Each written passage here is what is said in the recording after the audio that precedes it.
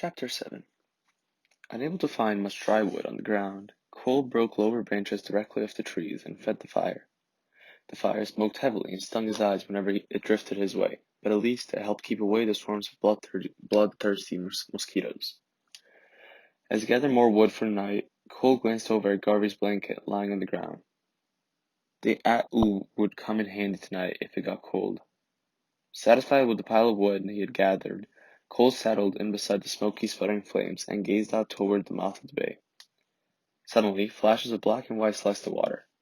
Cole spotted the glistening keel-like fins of an orca whale, guiding her young calf along the shoreline in search of food. Both surfaced repeatedly for breaths. Puffs of air from their blowholes broke the still air. Cole ignored the orcas and kept tending the fire. He watched the thick white smoke drift upward like a twisted ribbon dissolving into the sky. His cheek muscle tightened, and a dull anger glazed his eyes. He felt wearier than he had ever felt before. With hands in tight fists, he closed his eyes and shook his head back and forth, trying to clear the anger and pressure from his mind. He wanted to think straight. He needed to think straight. When Cole opened his eyes one more, his breath caught. The bear had reappeared. Beside the water, not 100 yards away, the spirit bear stood watching him with a fearless, impassive stare. "You maggot!" Cole yelled, leaping to his feet. "I'll kill you!" He searched the ground and found the charred knife blade. He needed more than a knife. Turning his back on the bear, he walked up the trees to find a thin, straight sapling to make a spear. As he searched, he carefully avoided the thirsty devil's club. When he found the perfect sapling, he hacked it off with the knife blade and sharpened the end. Balancing the spear in his hand, he nodded with satisfaction, then returned to the fire and rested the spear against the tree. Again, the spirit bear had vanished, but it didn't matter. If it showed its ugly face again, it was dead. Cole hung close to the fire the rest of the day and fed damp wood into the flames, purposely using the smoke to help drive off mosquitoes. By late afternoon, his eyes stung and he scratched irritably at a dozen puffy bites.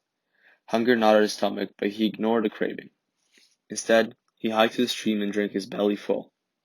He kept the knife and the spear by his side. As darkness settled, the spirit bear failed to show itself again. Cole cut boughs off the spruce trees and fashioned a mattress beside the fire.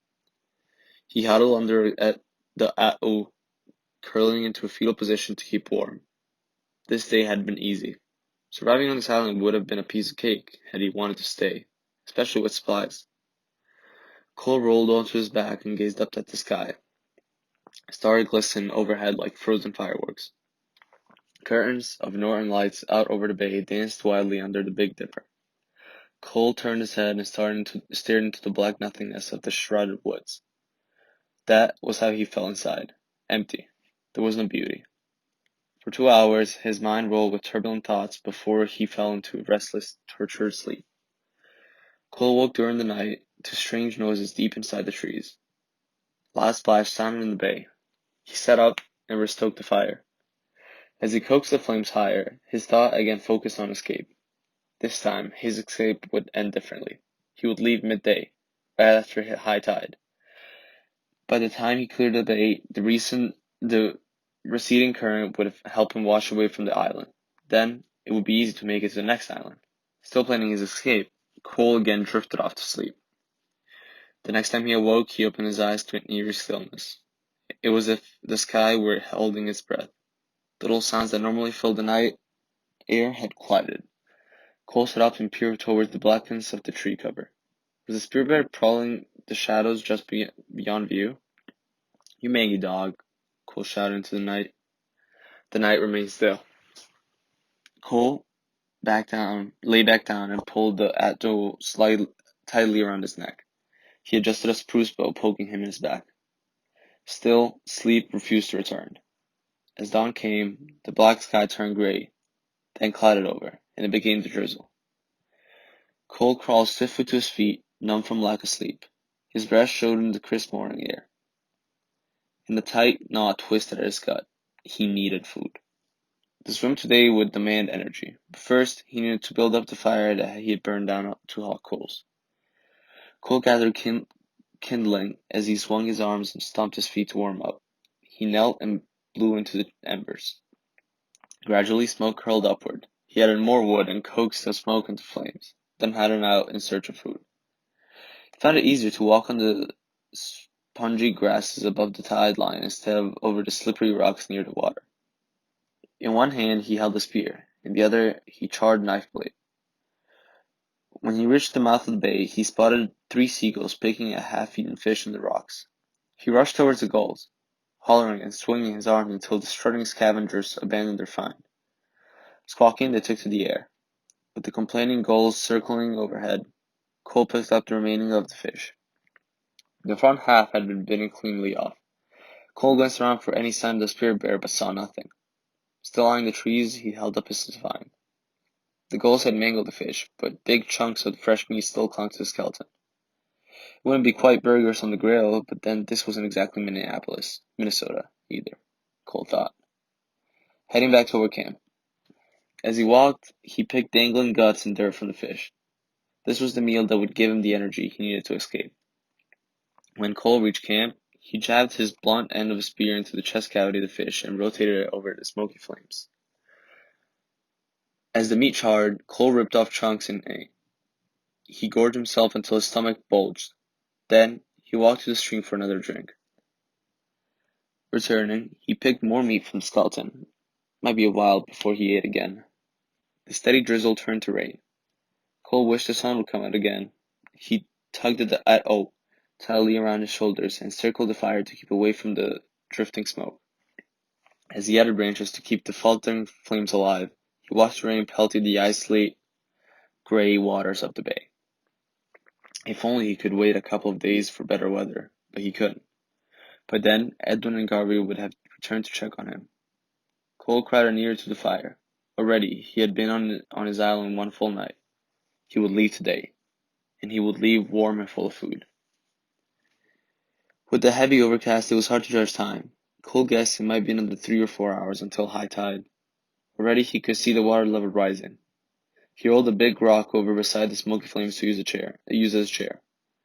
The incessant rain made the fire sputter and send up whiffs of smoke with a sweet burnt smell. Cole wrung water from the atto and pulled it back over his shoulders. At least the mosquitoes had disappeared. When Cole looked up again to check the tide level in the bay, he blinked in disbelief. There where the streams entered the bay stood the spirit bear again. The huge white animal looked frozen on the shoreline, as motionless as the stones under its giant paws. It stared at Cole. Cole picked up the makeshift spear in one hand, the knife blade in the other, keeping his eyes on the big creature. He hurried along the shoreline toward it. This time, the bear could not pull one of its disappearing acts. He would have to run to escape, but still, it remained, rain dripping from its matted coat. As Cole neared, he slowed.